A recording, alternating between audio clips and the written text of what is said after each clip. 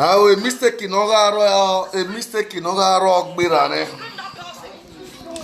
For this 2023-2024, I'll da wulo awa wulo.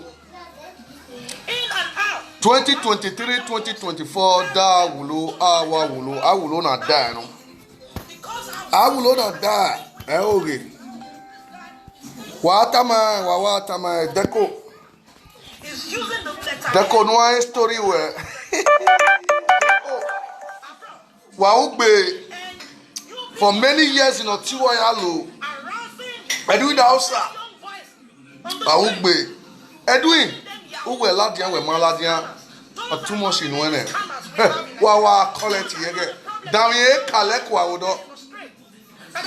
Edwin, your mother, you went over Beware was a senior human trafficker, 2001 to 2008. Edwin, ọ̀rẹ́ sàpò social media mú yẹ. Edwin, ọwọ́ kan social media mú yẹ. Ọ̀rẹ́ sàpò ìtàmà àbọ̀ ẹ̀nà wẹ̀ òbí ẹgbẹ̀ ìgbìrì ẹ̀dọ̀ à. Igi sàwọn ẹgbẹ̀ ẹ̀gbẹ̀ Edwin, wọ́n èrí bí àkàwé rí, ìbẹ̀tẹ̀lá bí àrẹ̀bí díà, ìkàsùwà ẹgbẹ̀ pèsè. Ọwọ́ kan, igi sàwọn ẹgbẹ̀ ẹ̀. Una se que ya block, una se que block here. Vi formation so gwe wo bob. See wetin dey about okweregbe amwe wo de. Ina itale ma we o. Edwin, iju we ga awegbe verian. Edwin, edeko ga awegbe verian. Edwin, inspector of police nu wo wo kan, inspector Osazua. Nu wo wo kan you say. Una we. Okonika Infebo. Away, so Inspector Idaosa. Inspector Idaosa.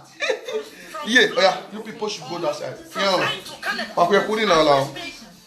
Edwin, Dennis Olivier on my swag is Edwin, when I do I so where. Amanu we ma bere a we don reach we ma bere a we wala we ma bere a wolo we kohwere we na do aso we na do ane din ni Edu inspector Dausa no ruse no wo bo kan no wa wo bo kan vis ve va bien osaze bo wa be Nigeria va bio osaze bo wa a o wo pe a we na amu soken wo ya we do pa be jemi do total fi o wa social media saga continue. We need DNA. Ogi soken. Ogo saze. We bona bio saze ma Okwoni nu ya we. Owo kon dion. Sorry. Owo kon dion.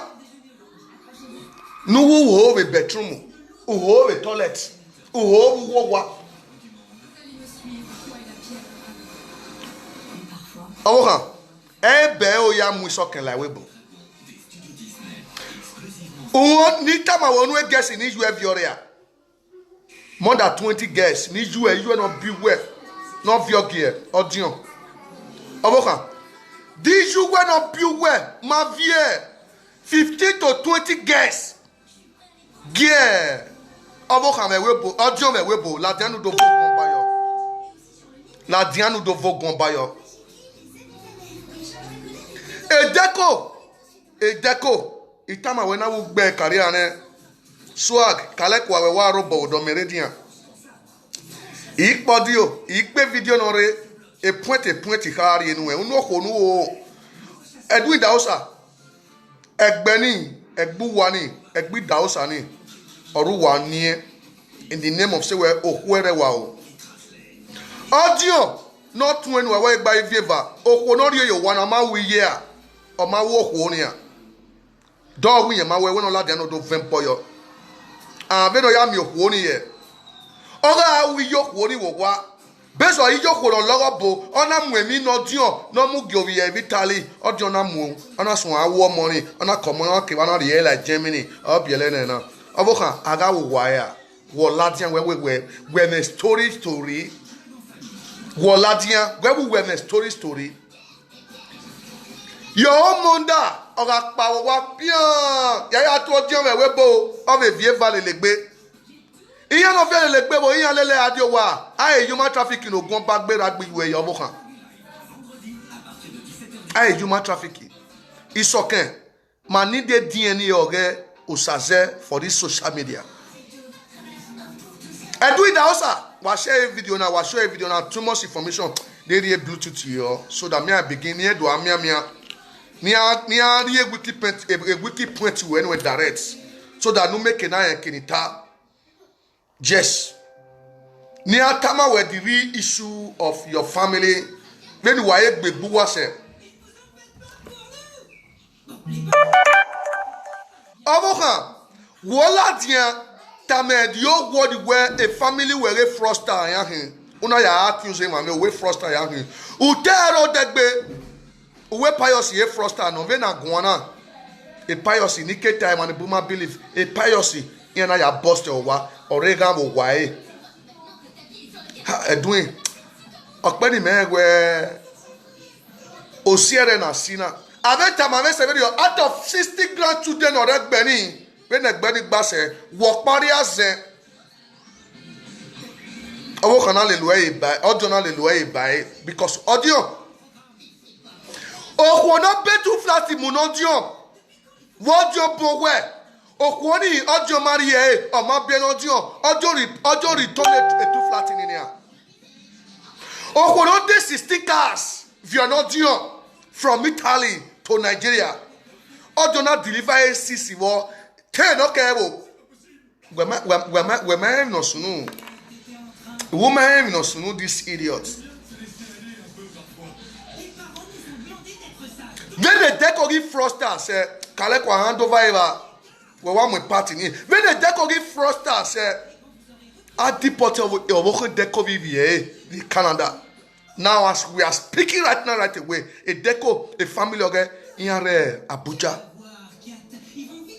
I was saying, in Canada, but the real information gave.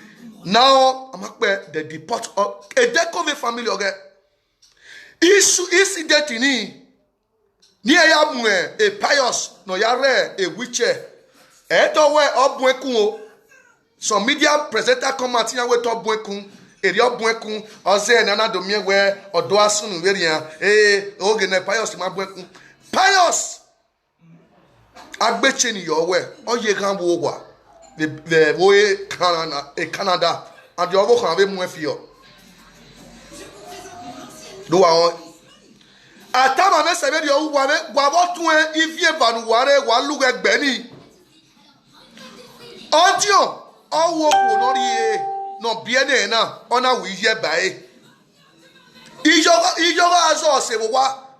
Iyak bige, ho, and Ramagu, what John. Eno kwoni odafo kwoni ije sorry edo wagumeko tani edo akiri okwono diori na no sinyo boka no wi edo indaosa okwono odiono ro okwono ri na ekedo odiono ya webo ni je na ya webo yima traffic oni je no bi oboka bi odion ekedo na ya webo okwoni na be ya webo ojogi kitali re ona ga wo kwoni Ogise we nere no dafo kwoni ya muya no ya ho atataki na mokpe ani ona wu oboko dio duwo re no la den social media no do say won yare pe gume in anywhere I will answer you atataki na mokpe ani oni oboko don dio ye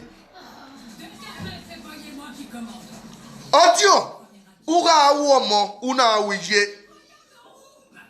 oboka Our respector Idaosa, Nugao, Wuguse. If we near the man, or the ele, Wuguse, Nuna Wuabohan. Have you come to the world when I don't be share this video? Many things there. Itai, what you agbalo if you talk? Yeah, agbalo. Yeah, he said, balok. Who see who? Awoka. A deco. When we are where wa wonu sivie do na gbon ma esikoto a family we are dele goto vun e ya dele e deko vivie e ke na come on up here Canada after prostitute na u Italy ari Canada now e deko wo kan ya fe o deko o ke deko a deportian ya roye Abuja e ya ri jevie do me oni agbono progressia iyan lago dawo abeti yan lagi yeke e bomb ya wa de e deko unbani all day your the family of ro dawo they are nowhere to find again how we yan refun pa this is the fraudster, the highest fraudster, notorious human trafficker obiana amio iye oweti celebrate iye was 90 years iye ni je ke yewe bo 2001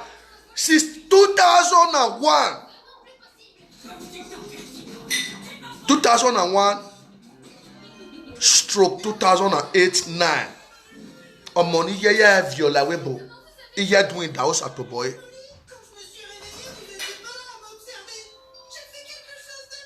ọ̀pọ̀ ọdún múlà dìyàn how doing Daosa gbọ́n wọ́n gbé máwọ̀ ẹ̀mẹ́gí wà wẹ́ ọ̀pọ̀ ọdún múlà dìyàn nudo tàmẹ́ wọ́n wú wẹ́ a passport ọ̀gá yà mú ìsọ̀kẹ̀ adìẹ webo ebovie no dio ya mo we no dio ade we bo saze ona do mo ho ni re ona do owa we no tun emi ni ya mi o ebe ama e go wo kan be we also ona ta we obo kan e go ma be ka be awe o ka be awe we sunu yo omo no ka awe obo kan edun pe ni wa riri ye family se no won no ko ohwere nu we ho bo wa e ya gwe me we no se ni manati pk ya a phone na makame ya transfer obokan ogbevi edogbe na ko wa ko de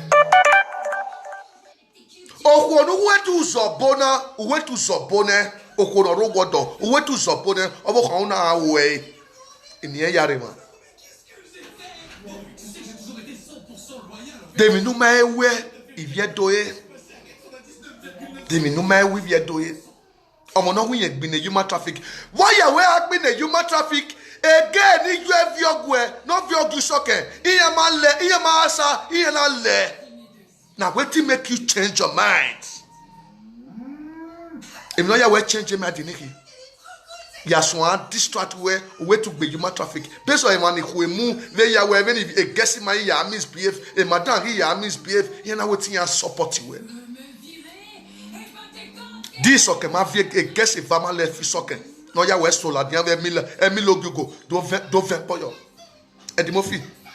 We na ame na ya wonu san. E wana gbon ma no ma egbikin. Una na ya. E too flatty. Ah enie the woman ring no boy orugbe phone na ni ya gun na. No boy no bo kan audio not when ogbe is central. Ona vi moto bae. Audio riea.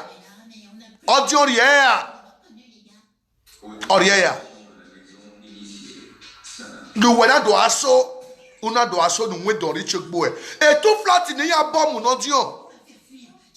De bay moto na avion 60 cars. We no view ariowa. E igo no ro 60 cars. Audio gi so wala claim e ya ona no ni pe avion e bo other supplies. Ten okay, we not doing that. They not do vogue by your dog, you know. We not doing that. I bet time when your pa, I always have a mason on your dear wife, our family well. No, we are this in the old world. I'll be begging me when it is decoy, it is pious. Where when a problem you hear of Muna, when we a pious, not to move and Guanania and suffer in Canada.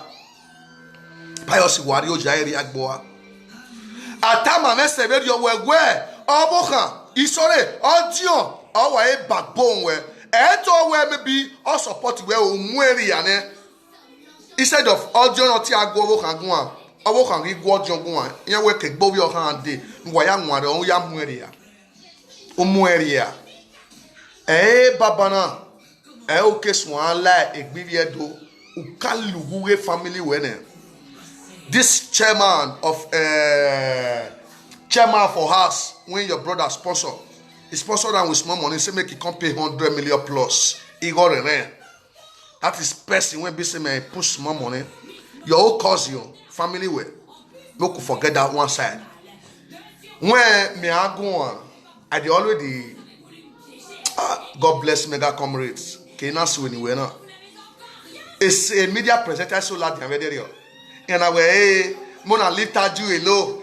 Taju, I always tell you say your attention is needed. And I have your 100%, 80% where you support what is support target doing the house.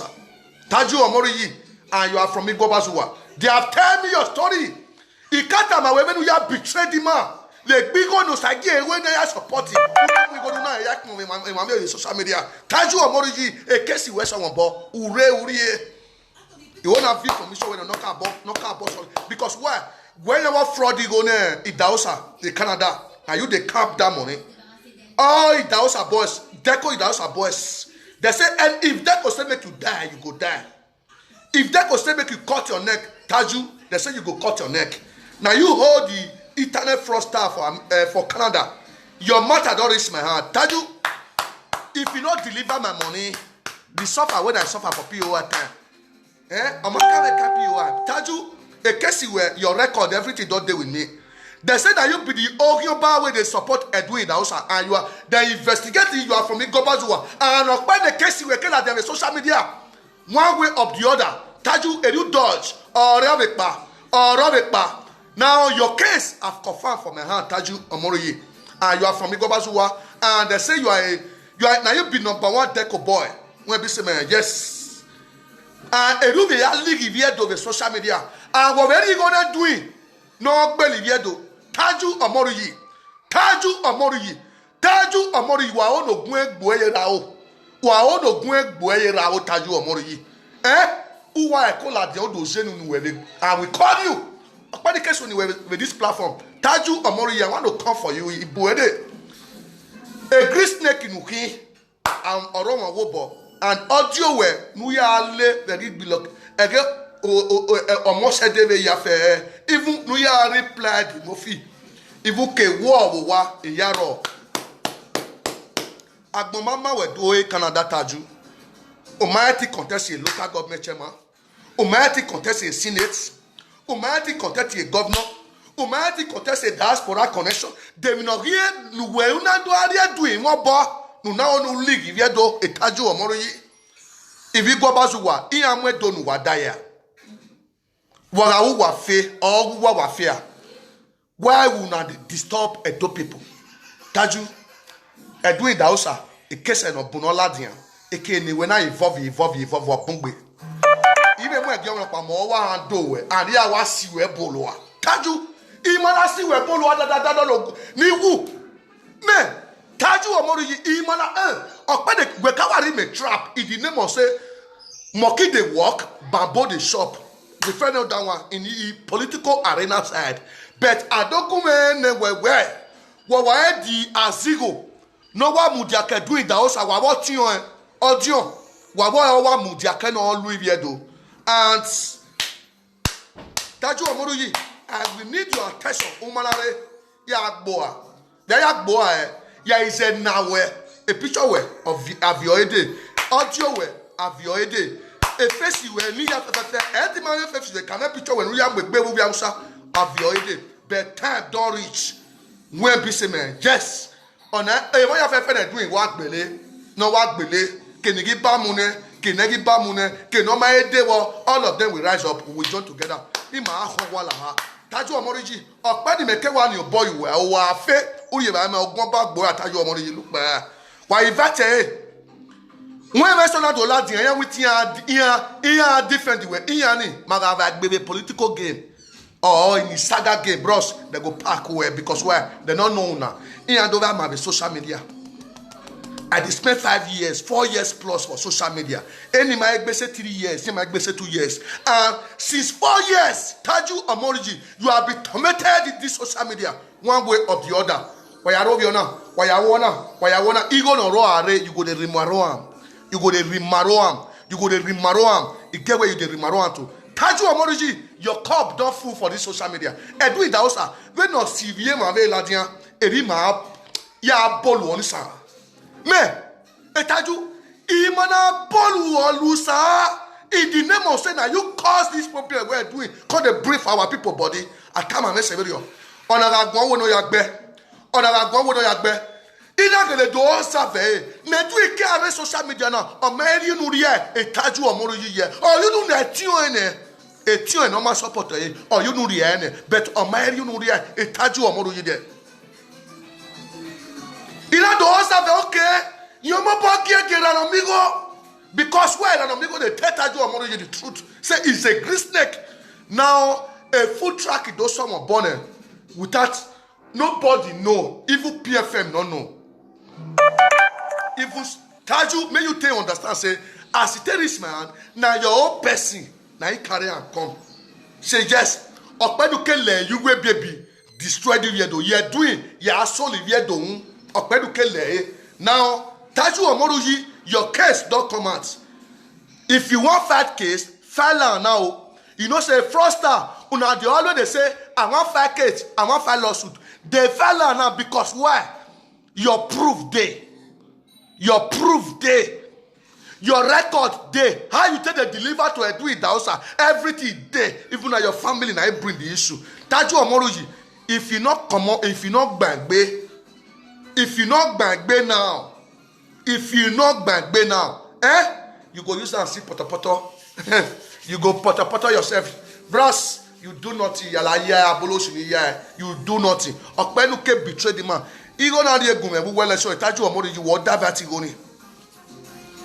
Now you carry POI come off our high, you go give her to food is ready people. Taju Omoriji, a case where imi awa with a man, but Edu Idahosa. When we be Deco Senior, a deported Deco, a working Deco VVA in Abuja. A piracy on original document, a where tick bar or a change in raw where. E bena guania e pious insist when amuya do one ya jega wo because e gbewe bo we yan do igore ya e do igore ya e do one na ti on e social media de wa gbe yan na boss e wa ana mi ya fefefe na do ita as a credit card fraudster. Check everything. Stop now. Violation makata muwewe a staple Sadebe Avenue, a staple House of Rep or Bungbinele ho, then a letter you check yale ho, na la wo na fiari oba wuriye. Deco was special for that. Abe o market na the family or if ya fe na market, he pack everything go Abuja. The name of say where ye gbe no re ko go we go get different way na. Deco make you remember say yes. E can we le ari ni. Ahun fini yo toni we bros uwa wo kan ba wa ko gwale bo papa kiwe in the name of say I dey come for the second time. Deco iwe bi ya fefefe nwa we gbewe nwa we vie do it for social media system Edwin otewi ami no oro aye but this time around Deco you when why human traffic Edwin na ya mo re ba ma eviere if you na ya you like Smith if you get doing Deco e mo ya no le you la webo ya do to mi me ya do to odion iyawo de gbe ari owa e Deco e payosi odion aburo ejemi wa we wa to tak otun wa we waro ejemi wa deni get dem we ya so won born e din an fiore ne ni edu atalogbe because I need iwe na wa na kun yare ogun ba ogbo e avu undan iye me de no na kin boy isuwa odion wife odion oro Pascal Idahosa the senior brother anakiwo iye me anakiwo odion and owokan yes Eyagbaye anakiwo odion okay wo a senior okome Eyagbare wo se o amoni wo se wa mi no kha kanwe wa ga mi no kha kanwe Mama bego kuona. No mo kan wi yen ho ve gani. Awe ti yen boss o e be gbo wa. Yen na boss e wu ko ni. Yen na boss ve toilet sister po eke na tie unwe gedege. Yen na boss e wu ko ni. Yen na boss ye e ba e wa gele no ku. E be aya mu e. Isoke adie wewe bu. E bo vie no dion no biene. Audio aya mu saze ovie. Edimofi no dion adie webo. Ifu awe owo dobe owo pe abe isoke ga aje. Woye mu adie webo otu ga ro webo mama abegbe abegbo yana do mu fioto. Yana do mu fioto. Wa wori ya delete ya. Yana do mu fioto. Ona arogwa ona do ewu eke no fio isi. Mo di omi ya gbe wa. Eke no di ofio isi, eke no fi vesili e va di yero e place ni yero. Ni jena we e va ni adolo e. Aworu du so kan ya gbegbin yen wa gogo pe abe. Na kana bie o sase ne o.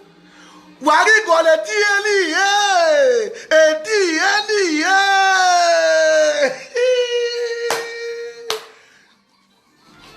Ada ido agwalo. Vaya wi soke pa o. Vaya wi soke pa o. Even iji soke. What pass a pa? Oh, well, like Spain. He was a Spanish. She was a Spanish spoker. Ajalo emu awa. Hey, when Spain ya go akunye. Spain. When ya go akunye. Hey, akunye. Ye na ya move your wa. It's okay. We ro we family down savage aro e. E tu ga you big you out. Pooh. What do want? Pooh. What do want? Am wo pass it am. Pooh. E tu ga you big belly house okay. We when you we to taku we bo woda ogwara mu we wo jia. If we kere we ga je be aro ni. Who we ye be level 1 ni u lebu e. O pe anu bi o sazena. O pe anu we bi o sazena.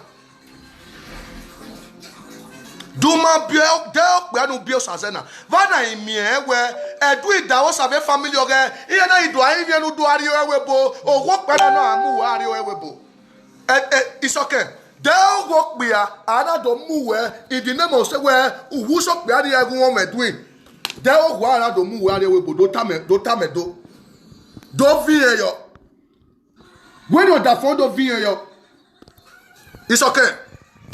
When on the front of yo, they all walk me out. You understand?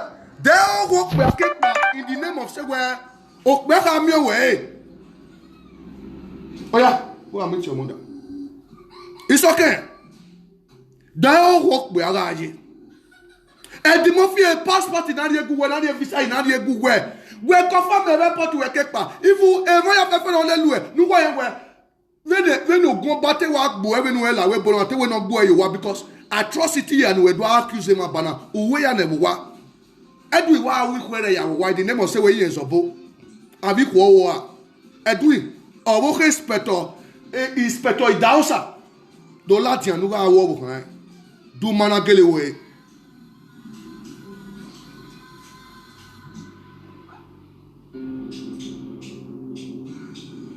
Awoke inspector Idausa. Edwi dola dia nous devons au combat nous arrière quoi nous en fait boyo. Douma wa awoke inspector Idausa. Dola dia. And if you dare who say you go know the person when I dey talk so this policeman not doing what wo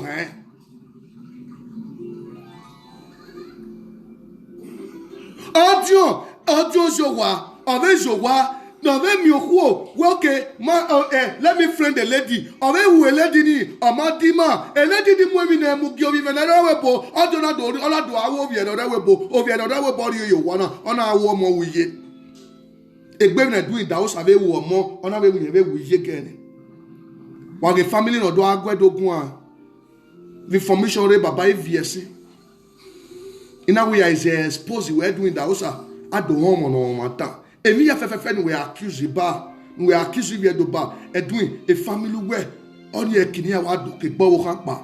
Audio, doma we yobo can not be and I will not do folk yo. We not do vote gon ba yo.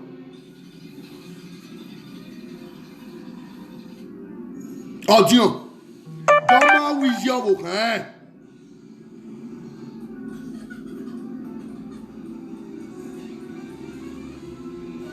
Wa si yan avec boss no. Yan my here guys me good information. Here less the movie a pay. If we may be moki face carry ama we the movie. Now I will open your bad but here now go man sino. I will not go when no send the way your account one block account you not block account may you tell us may you be evil.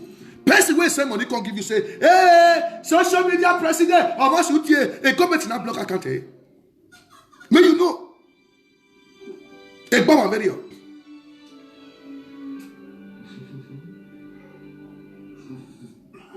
etu ni wa wo kuere o we kuere heroi kana wo ye mi wa wo ye do wo ye ma but o kuere ni me wa show yi o we ti e ma wo he idaosa we no do ladian o ko ni kai ya fe bo o we dey idaosa pa eyin ekun ni won we in family of ero idaosa o pere na o ge yin no o ma we a family idaosa we o wa boss o ko ni ọpẹ́ ni wà ké gbèlè pé ayọ̀ ẹ̀ ni wà ké gbèlè pé ni wà ké gbèlè yàn yọ̀wọ́ ọ̀vọ́ kí yàn ó rúdàwọ̀ ẹ̀ ó wà mẹ́ kẹ́rọ̀ tẹ́ ìdílé mọ̀ sí wà má gí ẹ̀rẹ̀ kéré nà tún ẹ̀ka frosta yàrá ọ̀sọ́fà yọ̀ ẹ̀bọ̀ ẹ̀ Canada náà ọ̀rọ̀ yòòyà yọ̀ ọ̀rẹ́ gbọ́ wa ìdẹ́kọ̀ lọ́rọ̀ náà ni àmọ́ náà wúyẹ̀ bẹ́ẹ̀ yẹ̀ wẹ́ bọ́ ní àdó yẹ sukú àgbọ̀n ni à now sisi yẹn ma bẹ school yẹn ma wẹ mi nọ pa avion gẹ ni eyaro Abuja wa ni abokan ne human traffic nọ gari tali eyaro Abuja wa ni you see you ọlùwẹ house of reps tapile le yakiyan all those fraudsters ọlùwẹ lele yakiyan elogo Nigeria ọlùwẹ lele yakiyan in the name of fraudster Taju Omoriyi ẹgẹ ni wẹ wo de gbé are. Because anything no ya make me stamp anywhere off flyer la merere because why I will wo a PA okay Dennis Deco in the house of Canada. That is what they told me and the confirmation of recording oro Taju Omoriyi ovi gwabazuwa I will wo a PA okay Deco Dennis in the house better even why here. Okay, let me look the person so that it will be shut up, okay? Okay, yeah, look the person. Itabella, who is that person? Please give me the name of the person so that I can block the person, okay?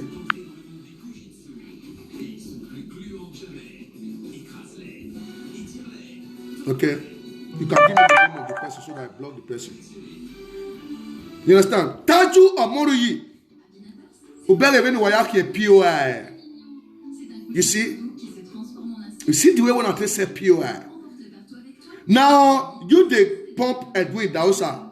No ga mo bogbo somule. No ga mo bogbe Pastor Sage Eze Yamu. Now you begin there underground. They collect money. They POI hands.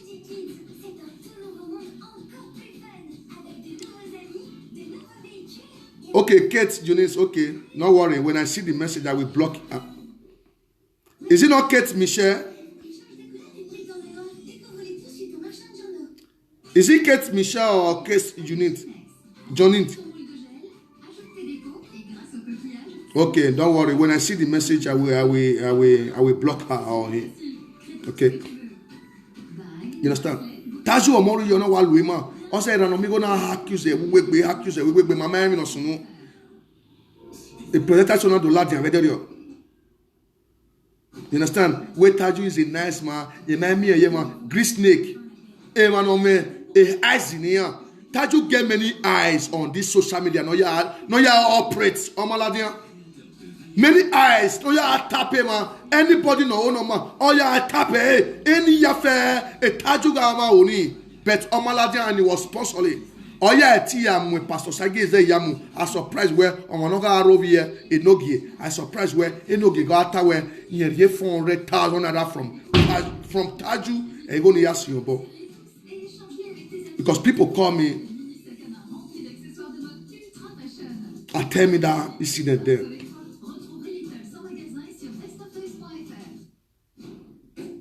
You understand? So, my people, Taju, information we only can boy balorese, and I beg all those our mama, our papa, where they close to you, where when basically they deliver your information now.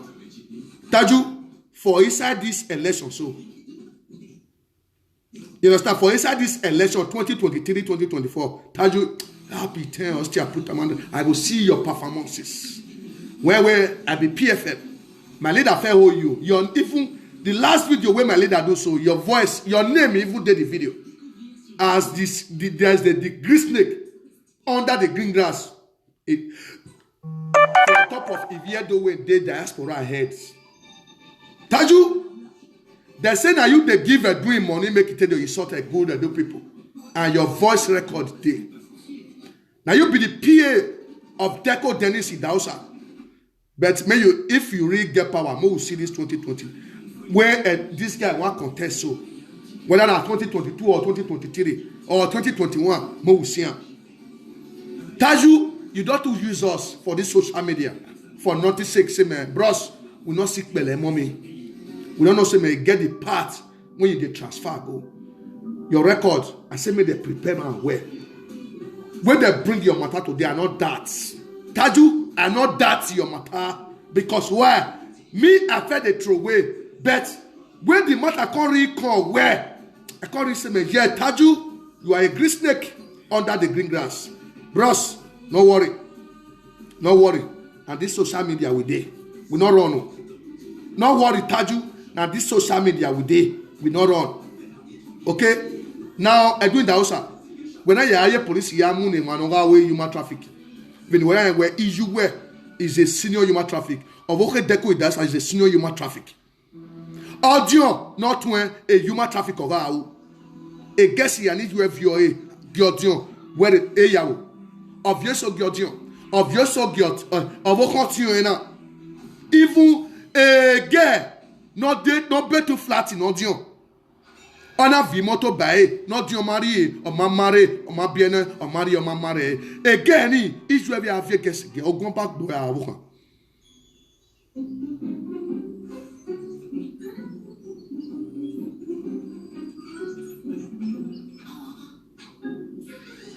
no be that one they pay me. Okay, where now? Yes, if you not take time, over I will block you. If you not take time, Ajali, I will block you because why you was with me yesterday. I see all your comments, but for this moment, I be want to make you still listen. If you don't want to listen, I'll block you out of here, man. But make I first delete your comments. Okay, I'll block you out of here. You know what? The work when me they do for Edo State for Israel election. Taju not they do anyone. Taju, he always they sit down for where the food is ready, where they don't cook am, he don't done where. Now Taju they sit down. Have you ever seen Taju come and say yes, let's mobilize or let's come out on social media? Have you ever seen Taju? But now he they shop all those money when they side. Upon all the first time money when they shop for Deco Idausa, all those one. In all this Taju. Taju, they say that you be key. Now you be second key. When we say they remote Edwin Dausa for social media. In brother, audio, and you, now be the key. My big brother, I did line at the other side I for coming, but you know if he coming because on this one they broadcast.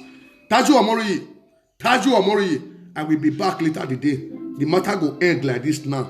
But all your information, all your esoro wema, all Deco Idausa. Etimeta or Canada. But near where information would be there. I was deporting and since over 3 to 4 months, 5 months. I deporting and Yawaro Abuja.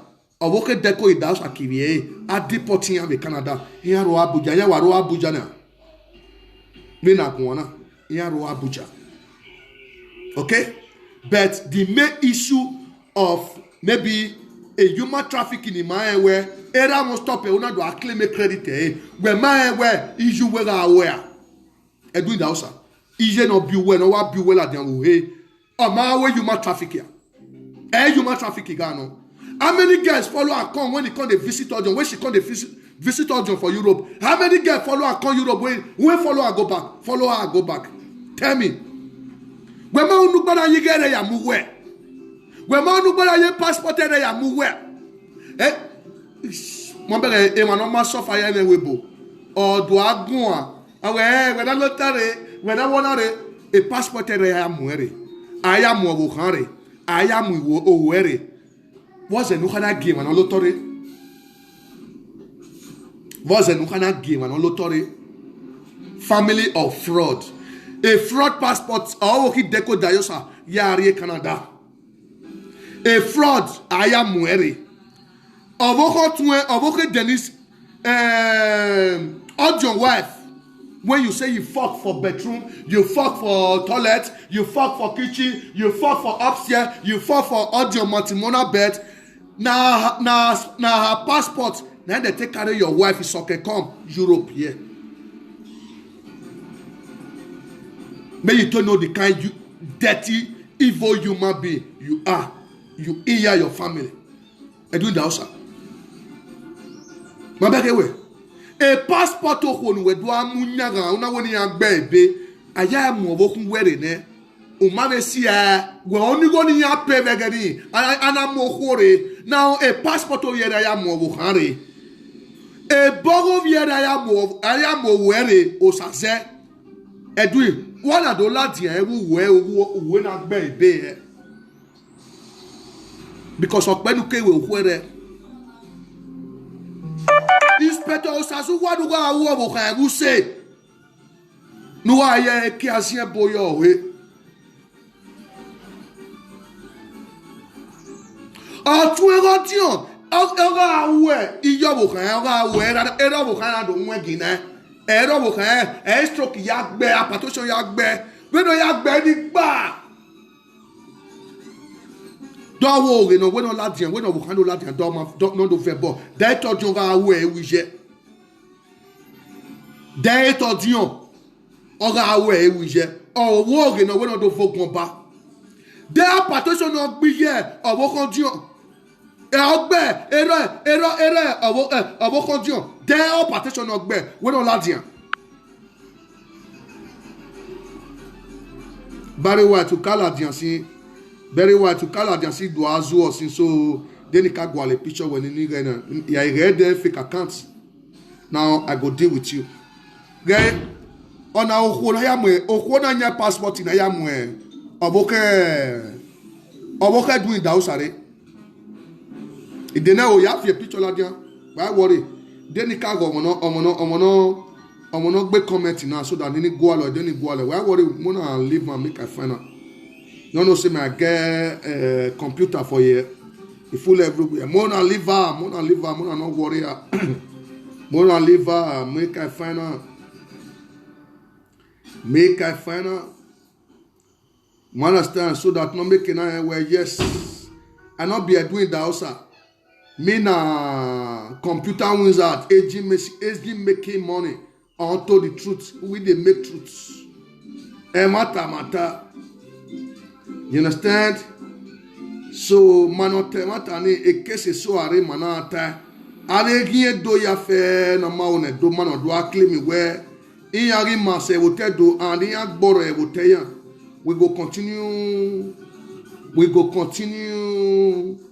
giving them what they want. Okay, what can do I comment you? I can't get picture we say okaka comment you see wage pi bonu ya ne ya mwege denisi na wage fake account wage Barry White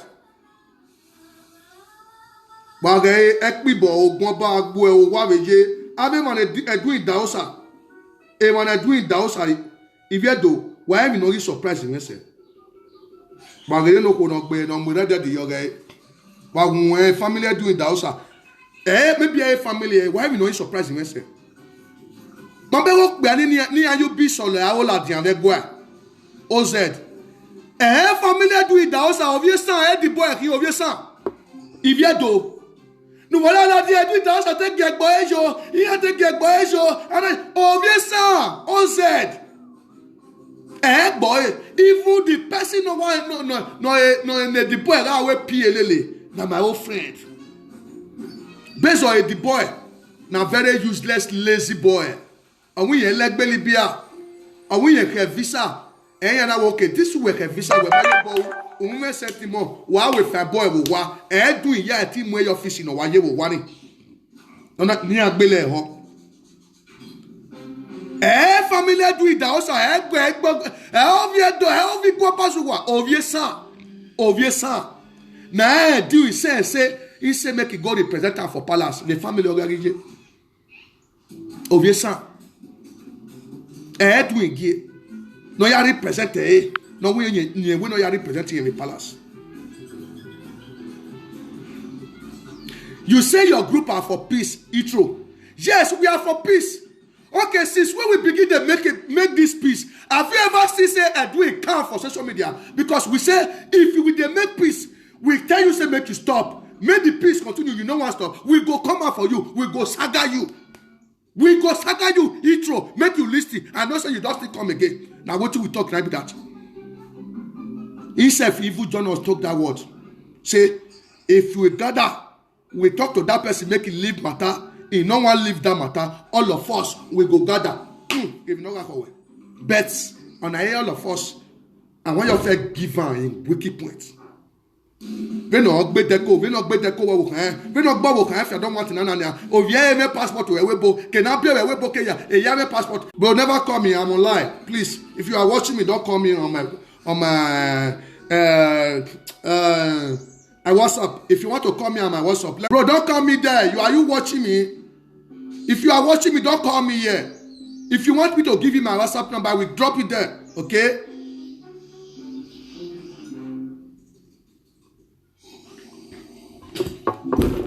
Bros, no, they call me. If they watch me and they live video, now may you know they call me, please. Okay? I do it the house and Ogiyomba. You go just come and you they give a fake account to our people. They give their condition in the name of say where there's a believe you have been a human traffic. Am I agree you where no we work been 90 years in a human traffic or that we all life. Where we bo? Am I go? When I hear better ya vio. Grandma unwe man why better ya vio. Why ya viola webo. Grandma unwe man not John viola webo as a human trafficker. I do it dausa. Don't your man way human trafficker. We not let them not do vogun yo. Not do vogun by yo. This grandma way human trafficker. We not do vogun by yo. Do my way. Inspector dausa vous say. Do my way. Nana me wo one who do yo. Do let them not do vogun by yo. I do it dausa. Let them do vogun by yo. Ogomba boy. Wa ho wa ba maso. Itama when we are is a boy with this social media now. It throw where any way to which man make a peace. Edu ilaja o gana mabere not aloa. Edu ilaja no do mabere not aloa. You not there. Ureva utie ugu egun. It throw always wa denu wegbe. E oge umana biegbe for this all those because ya nenya 99,000 in the Maroc side. Awe abi epa, abi smally, live on a smally, live on a epa, na that poor Morocco when we say Morocco, na do hagbele ma. But when it come, we sweep all of them. Ave wana watie epa be social media na, wana watie epa. Based on say where wado fue to say social media, una no say me yes, it don't the nation at all small. All those epa, smally, na live on a small boy, live on a pa. You don't know say na senior on a header where you don't the shop bribe, we don't they kill people for inside that place. Una cup don't full for this social media. Bros, if na say you go here, you go follow the lane. Why can't no work here? Whenever we on, we go come, we go frap you. Bros, your wish na small. Do my example. Show your documentary for the main time when you do SMS. See what you use as in do. As in the lawyer, I'm not here. When I no very with live video. Who they call me say, who don't know say I they do live video. Or if they watch me. If you want to call me, make I drop my number for you. +33 3. Just list it because why? Anywhere they do our team will born. If you want to call me on WhatsApp number, or I will drop it there. +33 75 36 23 870. If you want to call, you call. But to come and be distracting me from my whole life, that will go. Take it one side, okay? You understand? So let me drop it there. Do I bere?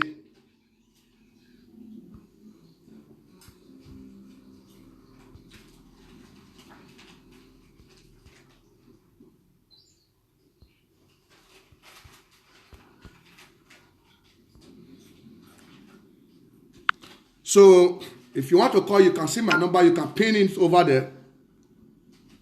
You understand? You can pin it over there. Okay? You can pin it over there. You already see it. If you want to call me or send a lie they talk, call me. But block any. Lucky where and they might show you promise you will hold not here a video where Ian would a bet here near him where was so avant. Then young we are hidden where was so avant hidden where were in the name of say where Obogbu and Vitali Nuje. Uswemana ni yet doing those have you at Italy as a human trafficker. Usuya only and do distract the attention of truths. Ima amia Ita na we magaise loe agaise fun egbe gbadun won na mudiani viedo. Omudiani viedo ado won na mudiani viedo. Because why? E get doing a fake account na do po anado mewe yes. They use that comment or commentable in the name of say where they can insult anybody or insult anybody na fake account. And get what's in there. Una go ye mwe deko avoka audio awe to avoka mu agbon ya awe tu we awe mazwoko uwe gikin avoka wa gbon we wetu uwe le yo tete beti eri ka na ti wo avoka na be wi ye bai iye me audio edika ona ti wo wo kan na wi wi ye bai because why aweke boni wa bi wa de wa obo kan wa gbo a wa nenya wo wa gbon mama we iju we obe azagbon no ga ma we de ba shetronu ga gbe audio de shetronu ga gbe de ba e money ju ga aviori we bo omo no ki you we no wa say you working but olomuzabu say omo ni aga mu ele ki ana ke gbu waya fo azeke ya yi moto mu e ana ya mu elele ya kia na ke gbu waya fo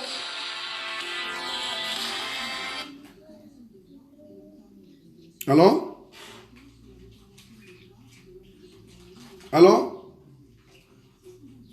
you dey hear me? I don't see your picture. If you want to talk to me, not the speaker. Make you not say I put am for speaker. If you have any word where you want tell me.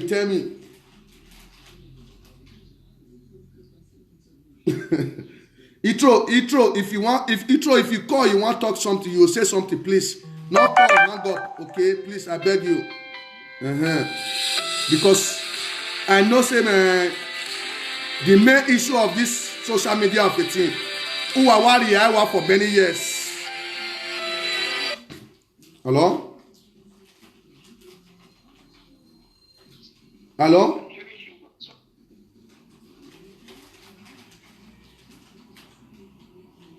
Hey, my fans, have you heard any insult from Voice of Justice in this platform right away? Itro, you read the comments. All your comment you read, you say that I want to. You say we are the peacemaker, but why am I doing this? Huh? I'm not shouting. I'm not talking in my parlor. I'm not shouting, bro. Okay. Yeah.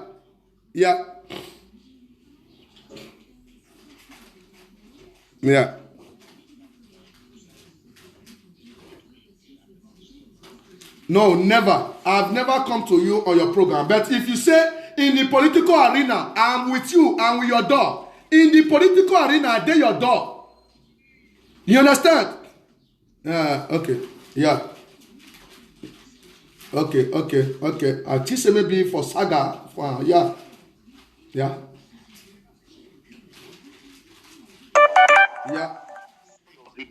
Okay. Everybody has every right to support any political group. Okay. You supported Isaiah Yamu. I supported Obaseki. Okay. And to remove forward, your very good friend, Edonomigo, your very good friend, all supported the IPOC. We are good friends till today. Yeah. Okay. Yeah. Okay. You, Dami, listen. Then, when this issue came aboard, I want to make it clear to some of you because you are complaining that the movie is my friend, so it's my friend. I have no enemy. I have no permanent friend. Okay. I'm saying this today for the last time. I will not repeat myself again. Okay. Because if you are pointing four fingers to people, knowing that the other one is pointing to yourself, you understand? I point four finger to you and listen to me. If you want to, excuse me, this is my platform. Intro, this is my platform. If you want to explain yourself, just say the word. Don't say a pointing of finger because why? You are the one that caused the pointing of finger. Why do you say there is backyard in the palace? Why do you say there's someone party in the palace? That is why I come on you. Why do you say so? Hold on, please hold on. Please. Itro, I don't want you to call me in my platform. If you want to call me on private. I will explain my anger on you. I will explain to you. Never. I will not pick your call for now. Itro, I will not pick your call for now. Or I will block you. That is me. Okay? I will not pick your call for now. Or I will block you. That is what I do. For you to come and detract me, Itro, I will block you.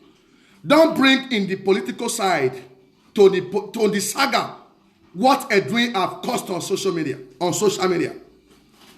I knock your door in the time of political. In the time of Pastor Sage Yamu and Godwin Obaseki. That is political arena game. Everybody know for different doors. Even you are Meso Pastor Kafteosa, you are Meso Pastor Sage Yamu, you have insulted Osomole, you have insulted a lot of people. But this one, now how to bring the enemy of the kingdom enter house. You understand? Because why? Now, if you are real, you are a leader. You know something, all what we're doing is doing. That is not fair. It's not okay to the people, to the society. You know that. When we have a matter well organized to the society. You don't know that. You don't know that. Intro. I say I will not pick your corner. If I look at this, you. Hello? Intro, if it is you, I will not pick your call. I will call it. It's on silent. Okay? Unless you want to say something. Something good, because why? If you want to have any issue concerning this issue, what is going on between Eddie Murphy and me or Edo people, just cause through direct in the name of say you want to say something. Say you want to bring political arena. You are the one that draw yourself. You are the one that draw yourself into the issue of this saga on social media. You are the one that come out and tell all the Edo people, both the speaking one, the speaking English, plus the. Some people need saga when they say, man, they want to make it set for me and then, and I go give them one and wait. Hello? Hello? Please, can you speak louder? I can't hear you. I don't know who is speaking. Hello? What? I greet you, my big brother. Yes, voice, justice. Let's go. Bro, yeah. Yeah,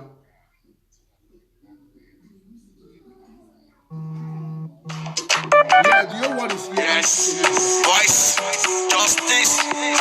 Let's go. Yeah. I hear you, bro. Do you know what I hear you?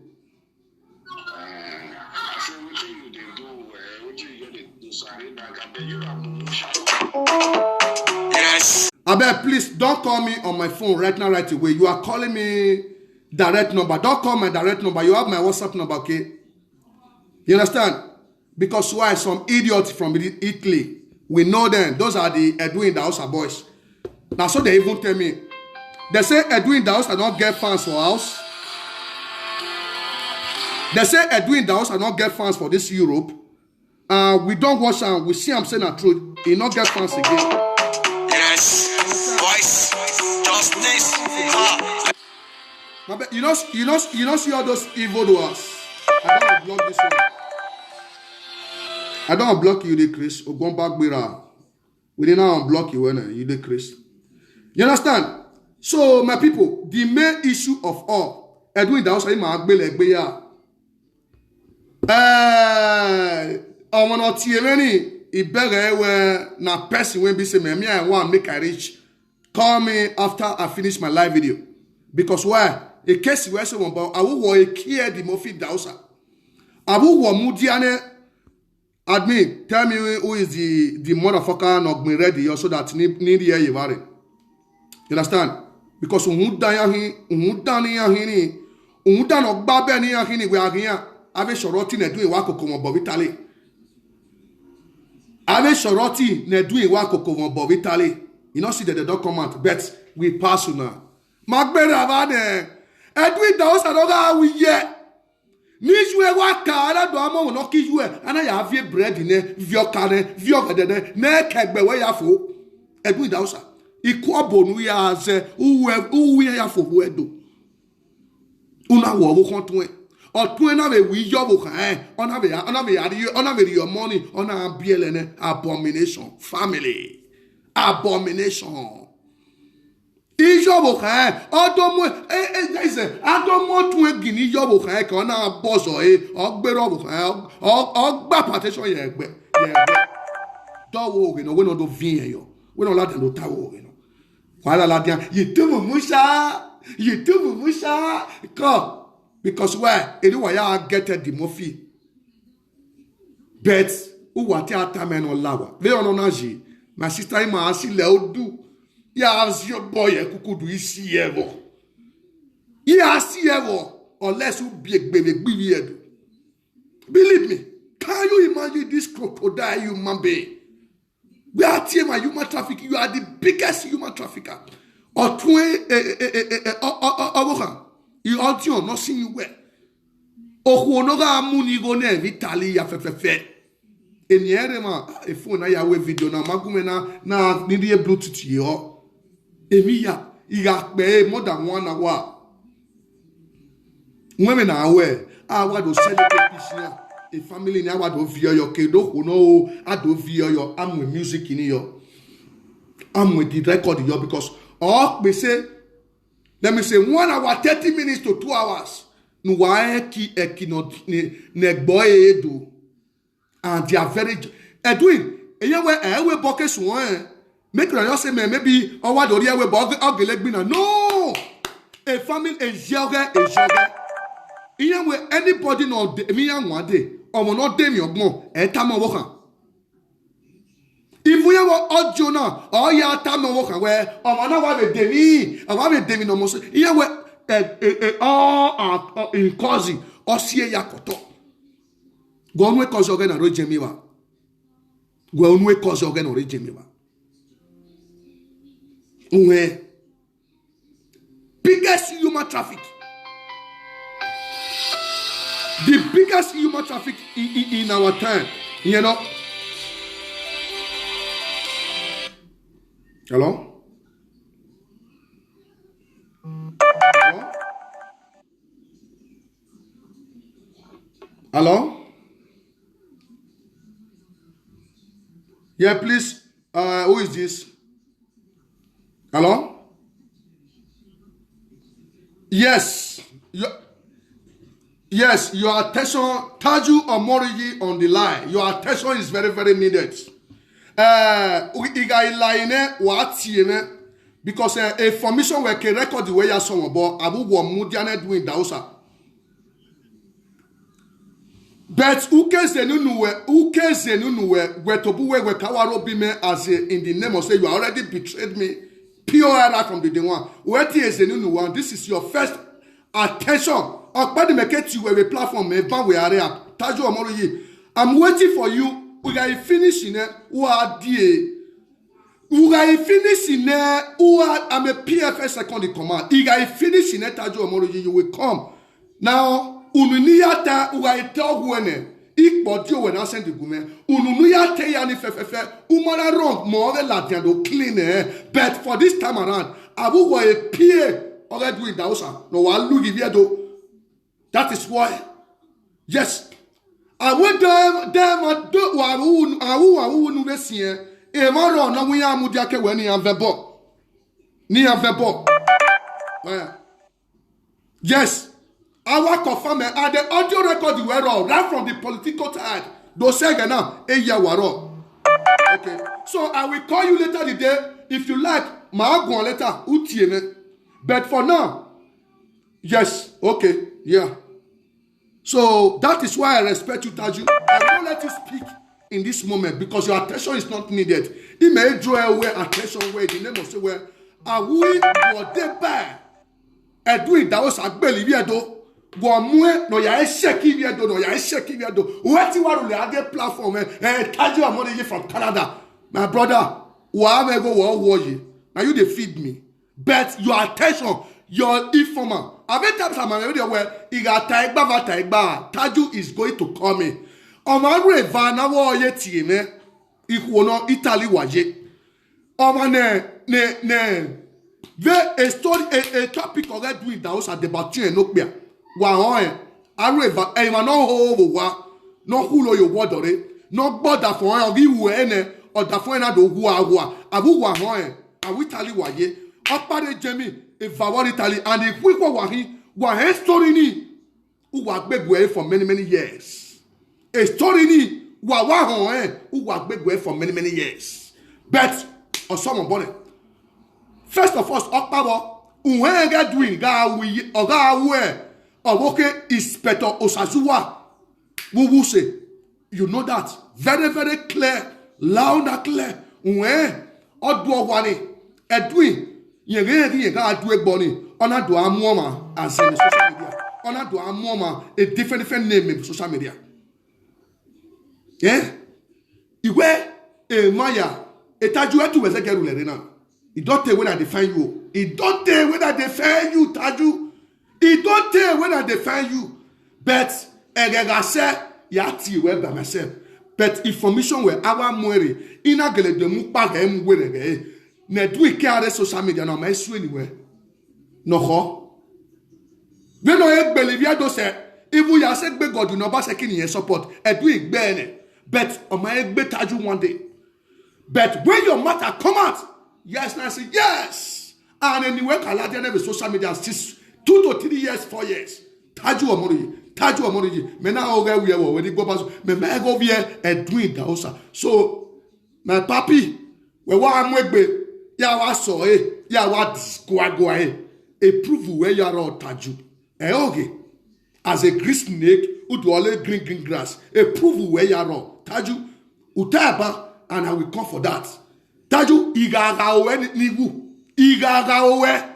Whenever I betrayed him for many years, whether you are moving or you are moving, Taju, a case you were robo, ya get or you take bear, and I knew of Taju, ya woman, I bet. Yet you were when I doing je, okay, more woman. Now I want my case of money gear, you only want to tie your money to near what they were bomani sotowa, or was one so he might have a word, though he should be your Taju.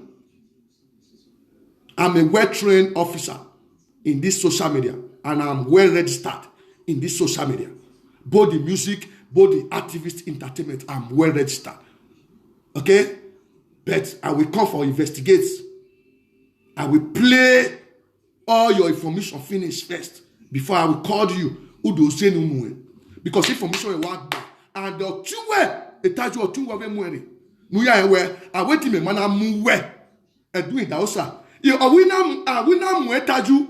Ina mwe oboka waivani ina timuwa edu idaosa all lie social media re omanala lying oran because where abu we or wari mo and emi ya gba no Taju no ya control but ori me na eroro sa obo wa gbe me understand in my school bet when it come to where na house see emi no we do me where nebo na gboma I will defend myself. Also, every time when I went information were all bound, and even told it. Mess when you work doing the house at the Taju, I already measure your net to political side. Political side, anywhere you Taju, but honor the lads in the saga ni maoni mamu, ameni mamu, abu weru so wan si ameni Taju kero ade. Abu wero. Now, a deco idausa.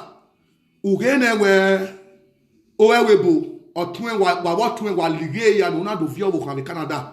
Una view Abuja because where in my area be this. My guy, even unless Oga me down, wasi wotedo. Oga me down, wasi wotedo. My brother,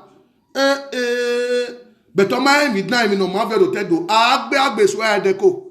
Aramu swear deco. But all Oga me down. Una don't cripple Edo people. Una one maybe Edo people rise. Una one maybe the year only of so-called what Idaosa frost their name. Made that the year only their name for Benin or for everywhere. Bros, it don't take where your mother start. It don't take when your mother start to the find this say make the year Idaosa name with witchcraft and with human traffic and with different way. No way. So Edwin Dausa, uke do sun atawe no ma ya mu moto no ma no mo wa no ma. E tu flat ne no ho bono audio. De ba moto no vi obai. Nu wa gbe mi oye. Nu wa mi oye. Oho ni audio mari e. O ma bi eyo. We ga vi oni re ne. We ga gun ame media. Ai wo ma gun. We nu we ma na e vi oni re wa we gbe do ladian. Ogun ba wa gbo. Ge Oge taju wa egegege no iwe guys elu taju wa kan wa my leader ka wa attack every yeso in the name of say where taju ka wa lu ye do hun one way or the other but I don't discover anywhere Edwin Dausa all I don't discover anywhere taju wa go ri wa si ame my leader anybody no come up wa si ame iga is egbe taju iga is egbo Iga izegbuwe ono bi ida Edwin Dausa ga mi o ga yi gan kono na me yu orun e de ko na mi o e PA we e leader we e boss we ona mi o ga yi gan kono na me yu orun e pious na wa mi o because e pious o ka mi o wa ti so we pious no to so we e man do igugun wa gbo e na o yi gan kono na me yu orun believe me imanati we Bros, Taju, it don't take away your name, they susun for this social media. It don't take away your name, they scatter Edo people. It don't take away they work, both the political, both the saga, both the fraudster, both the manipulation. It don't take. Taju, Bileti Shuya. What I go, I call you for the other side. I will call you. When I finish, maybe if I not call you today, I will call you tomorrow. And you promise me, say, anytime I knock for your door, you are very open to hope. You are very capable and there to open door for me so that you can come for your interview. Interview deal. Interview. And interview information where you bona. Blue tick be no water. Give me now. Even at time I so where Taju u asien adie do do ve boyo. You get paper, you get passport. Adie do nudo mwe boyo. Ateno busa every only Taju. And that's another time I went, in heaven we have money and I say yes. Because why? Normal one doma. E mani le ayedo. E manoma ona kugbe aro. Holy Ghost fire. E dien do buwaso one. The ancestors prayer warrior. They am here to let you understand. Say me. Urie. Uga panu da ni wu. Una pa da urene urie because why imakawa ngonwa Edwin mao only 50,000 viewer bros if na only 2 viewer my voice it go loud reach where you dey but Edwin we're here evene orakporu eridino that is why all your secret is coming out year on year they are falling out they begin to come out Edwin mega pe so self where you me won na we gba wari ba wa na o wa yen ya o aso o se na kare enu e we man we word nu we ikobo nu ga zero wa ruda we iwe ye we boya na wu wozobo based of Israel we guess ye we bo now in na wo mu dia ni ya eya o ya wu ya iwu ya se gbe ko ro wodo o jon do ya wo oku no bi ene no go wa o do ya wu o ya wu je o do ya wu je in the name of say Wazobo. Okbeni wakeri ya wotedu. Don't take. Okbeni wakeri ya wotedu. Egbi gobazuwa. Egbi dausa. Okbeni wakeri ya wotedu. Israeli no wa avie gesi la wewe boni. Bena do amoge yevie do. Una do ayo wa mama do ya agbeli vie do ko ga wewe bo God. Uda Juda. Una do ayo wa mama. Una do ya avie do ko ga. Omodo pa iro no igu ekwan be jemi. Ugu yin ganya. Ogigi nyaga. Uvivie do ugbele ya ko ga. Criminal justice wa mu dia ko we jemi wa. Owa enyeke iya wa mama. Ge erioji. Every day by day, police yamama. If anybody know you go we now, for now I can't block. Wow, we gonna work try. It's so say like them. I only body on here because why? Ya go there. But I do active near me. But my only pay voice here. Based off the secrets underground information. No? Informatica no violere no. So Edwin Dausa. Wa mi egbe. Veni wu fie for one na say u fi yi sokan no wo kan. Iyi sokan no wo kan. Wa mo ade bejo, wa mo ari Italy, mama wa deport we Spain na wa relax and worry. We wa prepare me any do mu e. Omo no wi ye passport o ma ti mu yo wo kan ade we bo. Veni yi sokan level we bo se. Rudewe boya pa oberima, rubewe boya oyola we deporte, omoye ge ya dia. Wori so ale yo lere, isoke ubi oya agbele ya wodomia, po wa bi Dausa bi jiaro yi. Ubi oya akuye. Ubi isoke ya akuye. We doing Dausa kede mu epa. Owa bi epam, isoke na wa lefi wa na ro wo pe a. Edu sana we. Benare. Pa yi we. Ya so continue ya tore anado ye bobo continue aya mu isoke ade webo e bobo continue aya mu isoke ade webo na isoke na we do aso then you go this idiot or you be beg a picture and let me look for that person please. If you know this motherfucker, okay, let me don't worry, let me go to my gym room. I forgot, you know. Let me look for the person who is this Miss Grass. Okay, now Itro. Yeah, I know say na Itro. Itro, we know you. As I were average Jawana Mofi where we my brother. I know why problem near Wamena. You understand problem near Wamena, you know? Yeah, tablets. Yes, now Itro, make a look for them. Agbono wa fi yan we boni wa ni hin o yan believe we a social media man yan na do make o bo wa gbiyan Itro we passport to mami mi no pa we from my we e mami agbon ya o mami agbabo ya gbabebo now e ready do do amoye mo na e ready di awu do amoye mo awu ge guess were see now your people way around you now, you understand? Yes, not them I don't see am bege the picture near me, money I hate. All those one my baby money celebrate. Money I hate. Money celebrate, guy. Money celebrate. A set na.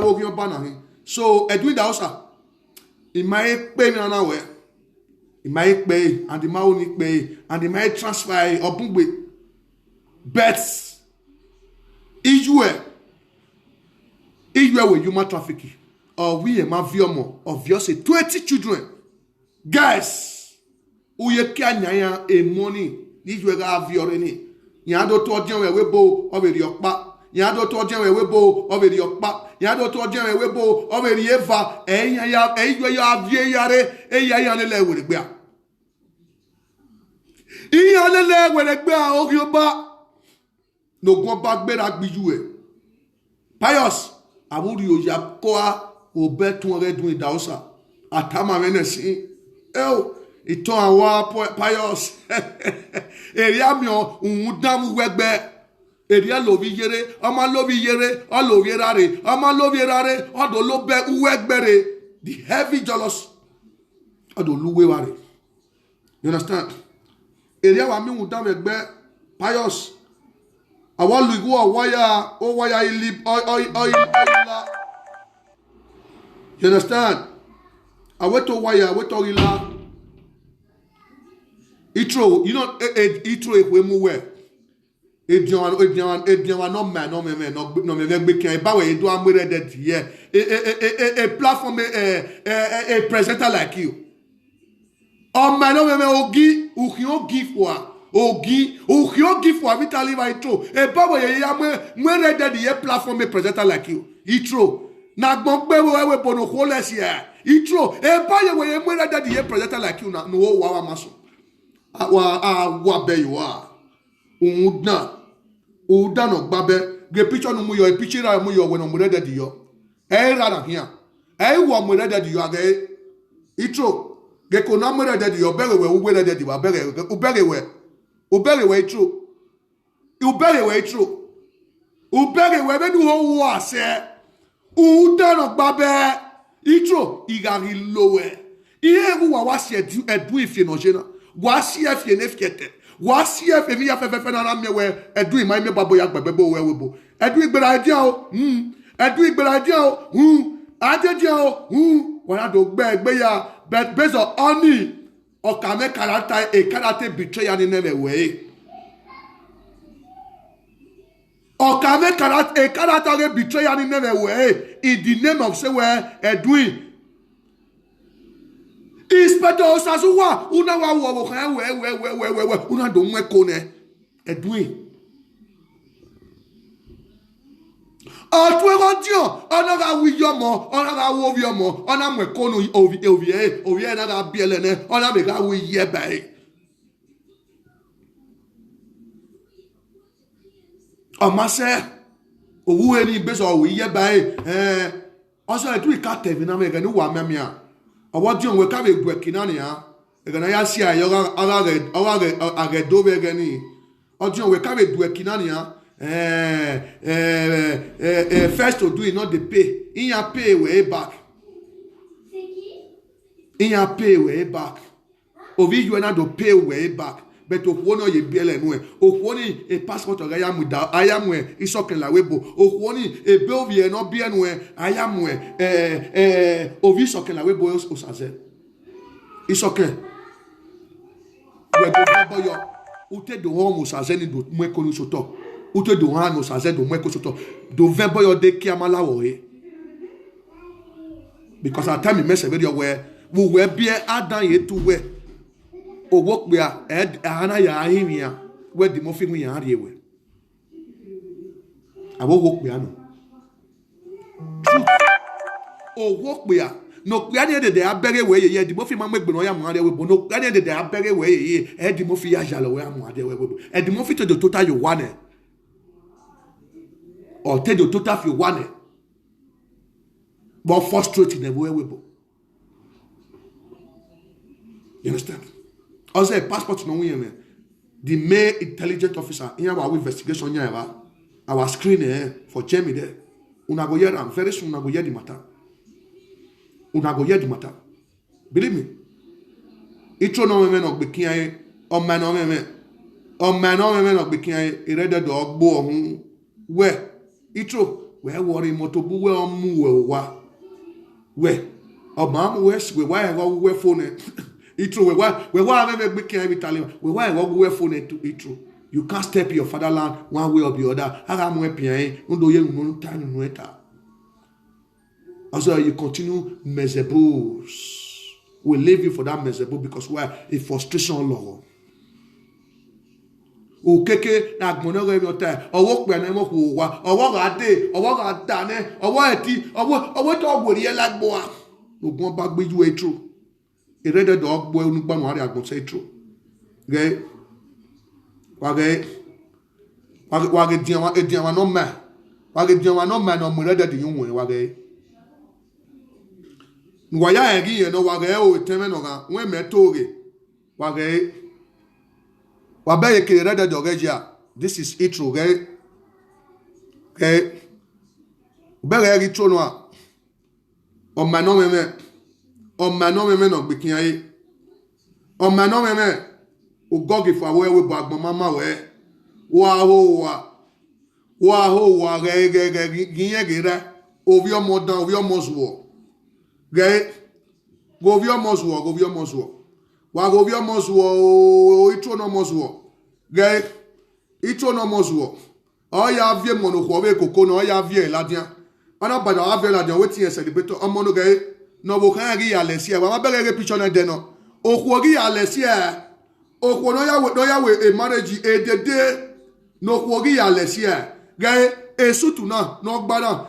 Egada bo kan ya alesia. O bo kan na de sutu na ne vitali gay.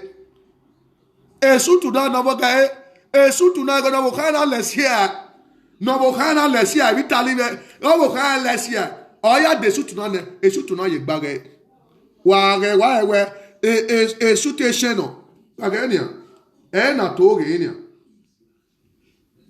awun yo intro bo ni afun ni ogun oba agbo e betrayal wedo ge iyo undan no ge ojo ele likuhian ge Ojojo ele likwedo kia. O Italy yari gba e Roma, e Napoli, e Verona. I yari gba e melo yari ojojo itro. Unu eri ke ojojo. Wale diama no amano meme. No do amweda dedi ye presenta ni wa e ge. Mama be amano meme no ho wa itro. He got face you. He got face you. He got face you true. Ogun ba gbera gbe you. True. Who did na bobo abet if Moses a frustration to frustrate Italy for many years. Most year you egbe. Intro mo frustrate you. Intro mo ku wo for wa. Intro mo se ku pampe o mayo poko ko mo wa wa. Intro I debo gume kuna tro. Ya boa. Ya bitona. Ya gbekere. Ideni gbekere gitona. Ideni gbekere. O ma no meme. Ekoko idi. Mo ku wo ko fo a. Ekoko idi. Mo ku wo ko fo a. Mo segere de when amana igba no na betray devil we mo segere de when igba. Ekoko idi. Then ka gwalo ni ka block ene ni ikedo gbele egbe so that in aproko amu ene abere we yes obova ise then gwalo why worry ya mu e baba na why worry seconds ya I block ene do gbele egbe se because why a frustration oloro ene ekoko idi mo wenu fo less we ekoko idi what do have your picture amonu makoko no gbawe koko nu e wo wodo we no ko we avocavia yo wodo we what do am picture la de wo be ideni block e I block ene o ko no bia mo na nu e wo ye wo yi o gbawe koko mo nu e wo ti yo agwa pe yo o ma no we una do am de the you we rabi you e were they presenter like me? No, when I we are ten also na wako. Amonu celebrate bedo genyebo. Ijinabo. Emobo. Okpeabe a boss ijin e. Ati onku. Stepfather we yobe. Stepfather. We have a make for many years about where I want to put bash. I want to go to work. Bash. Wow, we do ho water.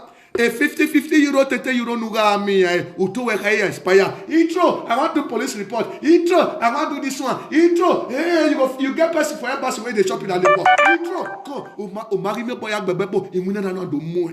Wa se de take buwa. Please, intro have the information egume. Have the information egume, have your gume need it. So let me go to another person or you mother the yona. Hey worry. I'm very, very capable to stabilize all those motherfuckers on Warona for now. Okay? Very, very anointed to tell you where a bag will how. Okay, Barry White, block all in the scene. Anahina, Sandra Edos. Let me look for you, idiots. Ogwamba Gbera Sandra Edos. Have a betrayal. Ogwamba Gbera. Awe Sandra Edos wa o wa maso Ogwamba Gbera o. okode no ya fi yo e fi kosi kere itro oko nitro ya fi yo e kere itro ogun ba agbo egbe Sandra Edosi o uwa yu wa fi evi nu wa mama ogun ba agbelu wa e abogin edo e Sandra Edosi itro bozo we wa ometi ya vivi e no do vio kegbe ruda we no ve uwe siebo itro bozo we wa Sandra Edosi umagito ya vivi e do vio kegbe umagito ya miawo kan umagito gba oge mo oria uria agbon wa itro de di awon mo agbon ria owiri esati kyote ya we kian o esati kian do ki okolo ro godo yo wa itro mo agbon ria oye efawana rege ya kavasi wonu ne idine mo say I'm a passport maker, I'm a public server, I'm a abba money abba money marima abba money ona do so to oge bu we gbe na abba money gbo utro itro na abba money gbo etro abba money gbo oje umaya wa pa bole du sivia to du wasivia to du wasia po wegbe nu wasia po wegbe ito we du wado we kokere ono wa khwe mofo nu ya khwo mofo dia nu ya khwo khwo uma bie yo uma hoyo oyitro ki agafi wa ogi du amwe picture moladia this is my pikin o pe ave bozo mo kai o to omwe kode itro na agwa pe you are obo kan wo e dia no gbiki aye urion me wa gbele do e dia wa u ve gbele do e de Napoli na wa e Caesar omo area u ve gbele do e ve de do no wo. Thank you, my daughter. Uvegbele doe eve dio na me do na me vigara na me urobi na me ubaja na wa me Roma ne de sisa wa muria na mueria itro nu na me gbike nu me gbike social media na agwa be yuwa o le me no gbegwe wa unda avebu ano mama egbo wa o ye na avebu egbo ola belagbegwa la remana wa peyua nuwede edeko gbo la belagbegwa itro nuwede ko gbo nuwo saze gbo nuwe pious gbo etro na wa peyua ola de ashi ogwole keni goje igegege igugu no gbo itro Iyaga muwe, ana muwe by doing that also. You are finished. Okay. You are very useless human being. Umari wa. Esteles imata. O matage umanoga no ya make ario bego euhia. Esteles imata was ario bano ya me wa euhia. Wa ho wa maso. Ito. Egori. Iyema no giode. We to bu we egbuwe man we the society eni ya fefefe ni ma wo gbera be social media na itro we to bu we egbuwe man your record is already in the eyes of Evo. Your record is already in the eyes of Evo intro. You understand? Now for you to fall for the trap in the name of say well yes Isa also as some way or where he intro abizu buwe. Because we're wounded, or an akawe, akun wefo. You understand? Akun wefo. Why we more better no not onu duari tina demofina. Ruda we take okekekele we get well. Unasa get supe. But ute supe ni yana te yamwesi no ave. Ana do mwana ya penti wa. Ana wonu ya jagbada. Ito ya jagbada. Ya sewu sagbada. Ya sewu sagbada. Unwi daos agbo unwo bo kan gbo ya abi unwe de ko gbo ya wa ho wa mason ekoko idi na nye ono mama itu ekoko idi nu we kin we mono pascal o mono pa mu we ogun pa gbo ya abi ugbo wo kan gbo ya o ni gbo kan gbo abi gbo kan gbo Itro, Ugboko Boya. One Boko Sobo Urowe. Waho, a mass walker. They can never, I don't have the Latin. And ladies and gentlemen, let's play back to the roots. Let's, waho, mass walker. A coco, you no mama, a woo no mama. Itro, if you tell me for this social media, bros, there's a Ogomba or boy, and me walk all the way my way big pa. Because where a record where we record the maybe social media now, and your record don't reach people ass. I walk it. Where? Ọ̀pẹ́nuke wù kúwé mọ̀kì face ìtro ẹ̀ẹ́kẹ́ ìwé investigation wẹ̀ since 2017-18 ẹ̀ẹ́kẹ́ ìwé investigation wẹ̀ èdè abẹ́ chief ni èdè abẹ́ sèmẹ́nà èdè those are my friends those are ìtro ọ̀pẹ́nuke ìwé investigation wẹ̀ ìdọ́tẹ̀ ọ̀sẹ̀ ìmábí ìwé sùn ní Tájú Ọmọrìjì bọ́nà since 2019 Tájú Ọmọrìjì case is already in my panel but I live and make my leader handle am because why? A miracle Tuesday Bible bomb always with my way up. Now I make a deal with Iranomigo. You know, Tájú. But some people say they want to do Iranomigo with Tájú or Moriji. You know, where Tájú is a great snake and a case I don't want. A case Tájú someone. You must get Iranomigo. Dia Iranomigo kawe Tájú. Ogi me wana ya was trash and Tájú will pay for this. He will pay. Emi ya fefe no no somo bo no keke no somo nu no ya gbon yu nu ero na ya mugie no gie ona gbon yu nu ero na ya mugie abian fiege kunmi big land ona gbon yu nu ero me na we iwa suffer we na suffer ba gbini gbido so mu le Tájú mari egbeladia but o hegi sun aro ni ona dive ona mugie abi o ai no I dey come for you. Once a time, Mama will give a time where a case will carry mobo, and here one you until you pay for that. What will pay you? If you like, take me to anywhere. I will not be with you because where a point run and putting with you work and of it to send where you are the key master. Okay, doing that also. You are the PA to Deco, no mwige in Canada. Get ready. Give permission where. Emmanuel Wabe school or the Balo even where school. Emmanuel Wabe school, the officers of Balo. When we have family wa they by doing we go back when we want to have Vivier Dokovun now those body diplomats, body agbeurizi, no wati agbeurizi, body primary school dropouts, no wati primary school dropouts. Eya view kubena na where all the enemy of a door that live that come from Igobazua.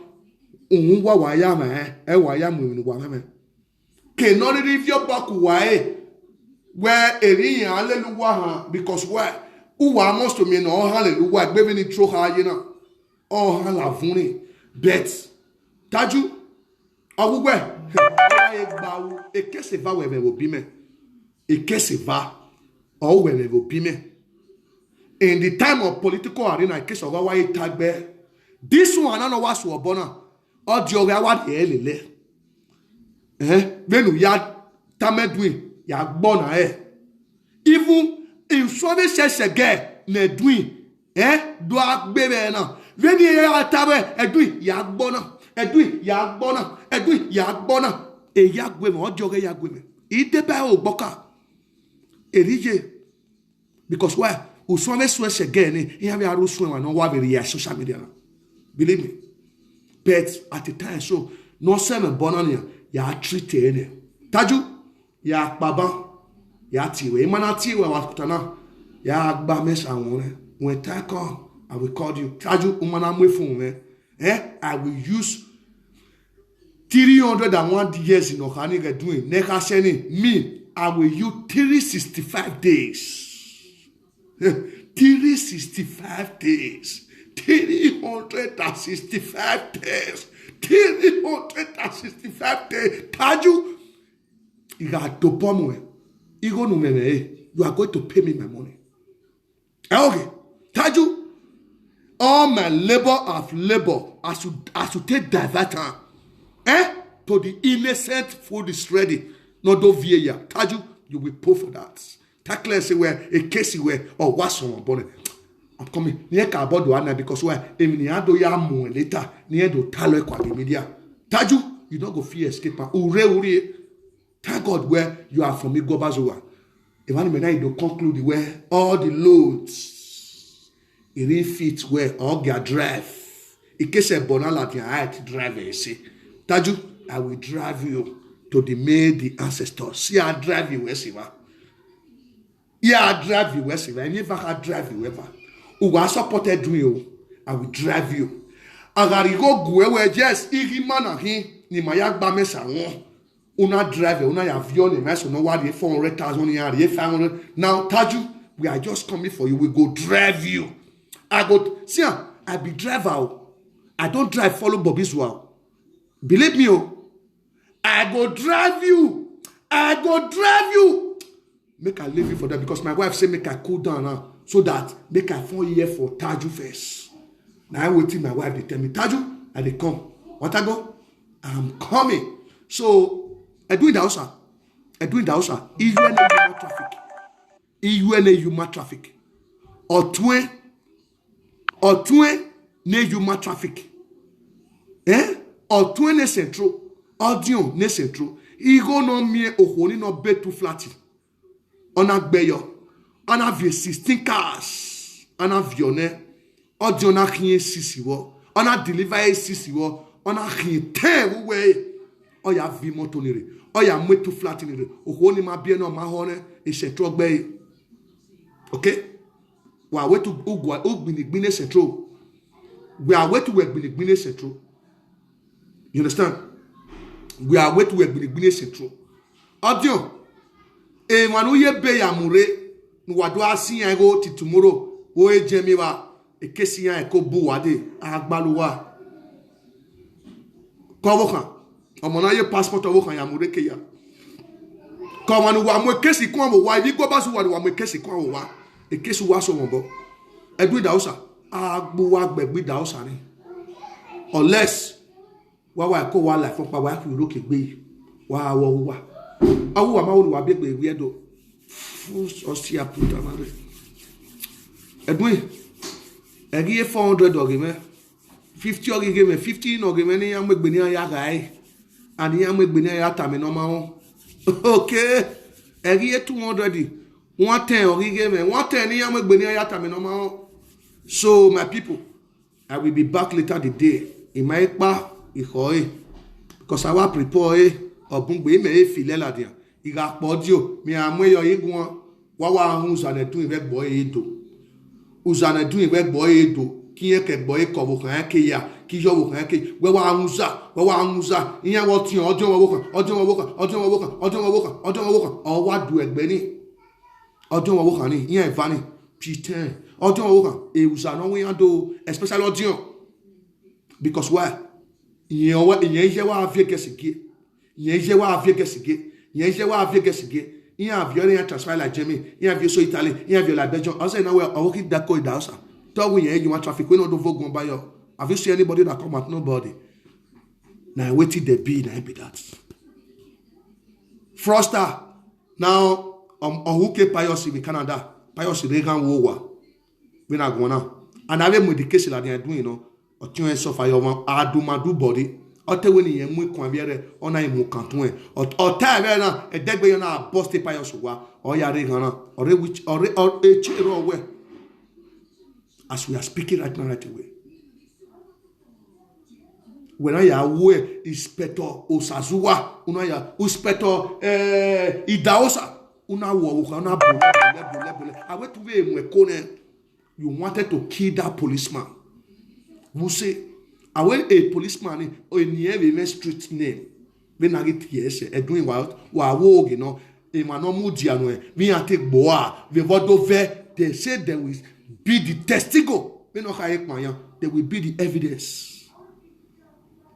It tell me then say all your laddie information in your land or you gbegbe or work in the way deco idausa agi mi me when la on near it get deco ga si egbera ma or bologbe because o bungbe agi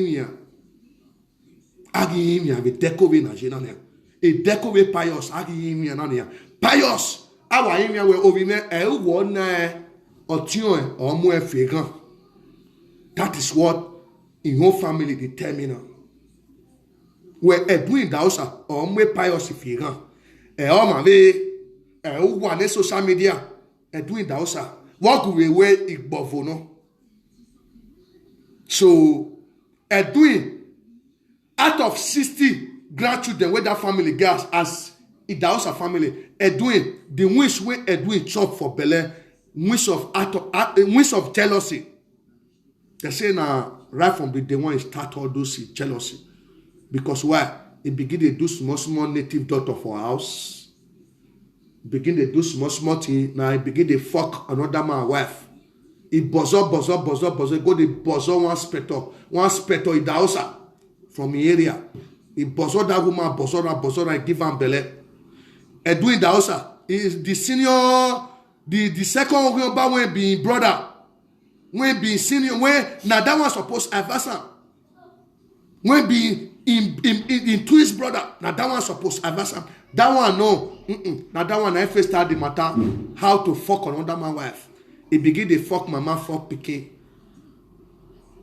Now the man is talking another day. How it go happen? Now because I say get money, he decide do a family.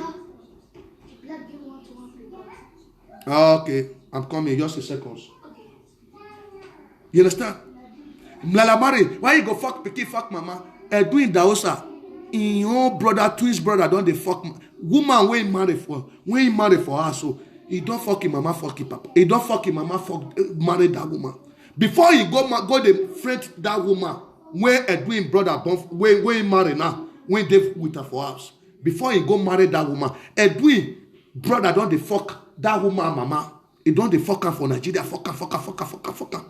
That woman give her goose, go give my pikin for Europe, for Italy.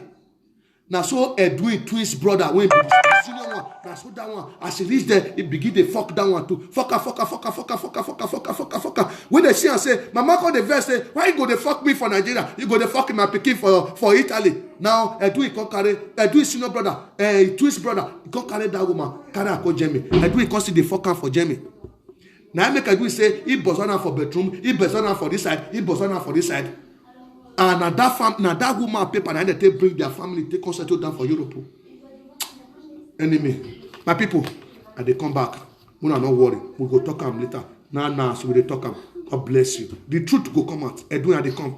Bye for now.